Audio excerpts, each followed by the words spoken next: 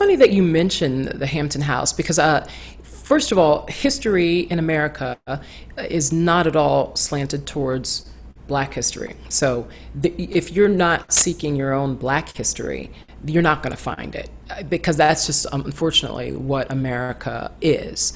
And I'm not saying that to sound like that I'm mad about it or that somebody to blame or whatever. It's just facts. So things like the Hampton House. One thing we have to consider is that the Hampton House is an arts. People would know it because of the history of the arts. Not everybody goes out to hear live music. So that's one thing that sometimes I forget about because I'm so into arts and art. My mom doesn't go hear live music and live theater that much. That's just not what she does.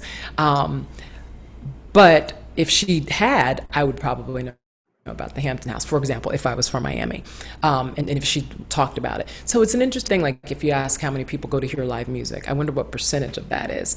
And then therefore they would hear about the Hampton House. Now in America, very often, a lot of Black history is swept under the rug, again, not only because it's not in our history books, but because certain things like, for example, the Oklahoma, that massacre that happened in 1921, when during Jim Crow times and during segregation, when a gentleman, was it about him saying something to someone in an elevator, or was this the one? No, that was Rosewood. I think it was maybe a Black young man. It was the Wall Street. You're talking about the thing. Yeah, Black Wall Street. So in Oklahoma, and people grew up in Greenwood, Oklahoma, where the burning was. And he's in his 60s or 70s. He said he didn't know anything about it. His school didn't teach it. Nobody told him about it. And he lived in Greenwood.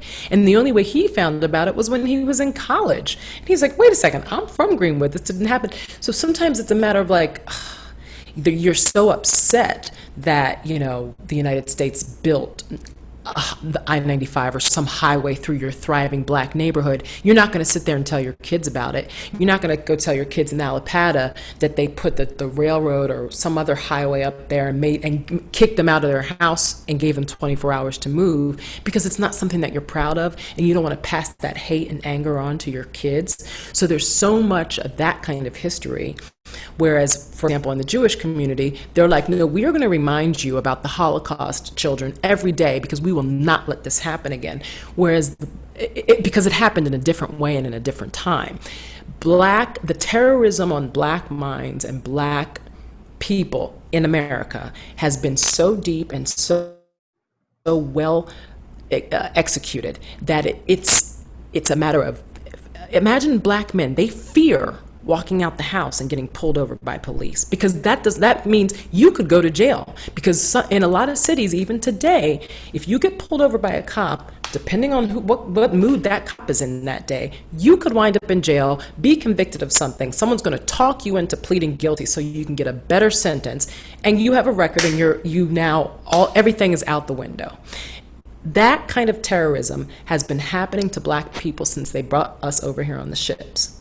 So that's why a lot of history like the Hampton House isn't told, because who wants to tell their kids about, Black people when they came to visit? Even the stars couldn't stay over there on South Beach at those hotels. They had to come back to the Hampton House.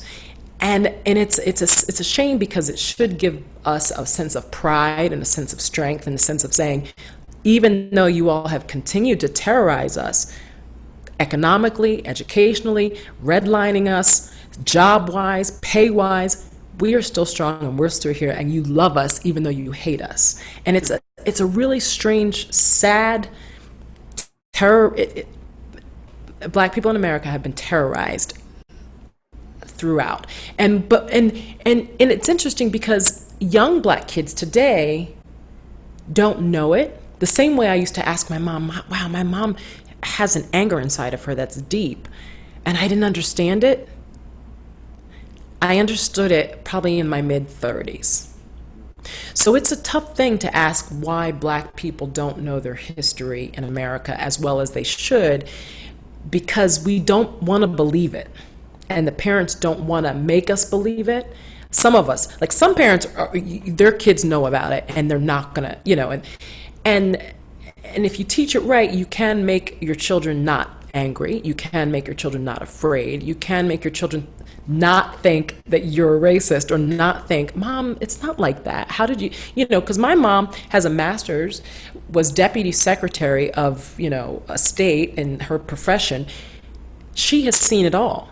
As a black woman with a master's in the 70s, please, So but she was trying to make us understand what is possible, what's out there, what you might have to face. And it was like, well, no, things have changed, and things hadn't changed that much. That was the 70s. Look at today.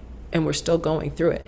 So that's one of the reasons that I think Black history is not as well known in our community, because there's a line of shame of, we don't want to make you feel that way.